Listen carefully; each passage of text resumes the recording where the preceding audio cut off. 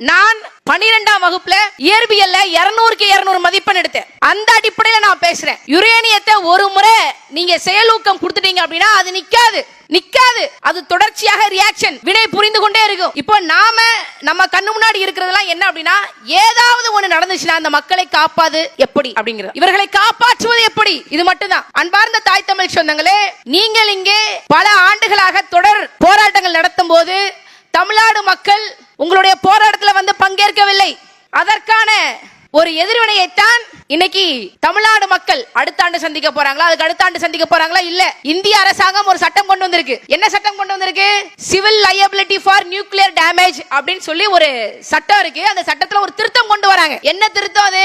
இந்த அணுமின் நிலையம் மூலமாக ஏதாவது பாதிப்பு ஏற்பட்டா அவங்களுக்கு வந்து 1500 கோடி ரூபாய் இந்த மக்களுக்கு வந்து நாங்க இழப்பீடு கொடுப்போம் அப்படின்னு சொல்லி ஒரு நிலைப்பாடு இருந்தது.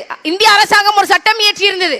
ஆனா அந்த சட்டத்துல இந்திய அரசாங்கம் ஒரு திருத்தத்தை கொண்டு வருது. நாங்கள் அட்டாமிக் எனர்ஜி ஆக்ட்லயும் இந்த civil liability for nuclear damage ஆக்ட்லயும் நாங்கள் சட்ட திருத்தம் கொண்டு வருவோம் என்று சொன்னதற்கு அடுத்த 2 வாரங்கள்ல இந்திய நாட்டின் பிரதம அமைச்சர் அமெரிக்காவின் அதிபரை போய் சந்தித்தார். இது தெரியுமா? இது உங்களுக்கு தெரியாது. எந்த செய்தித்தாள்களிலும் எந்த செய்தி சேனல்களிலும் வராது.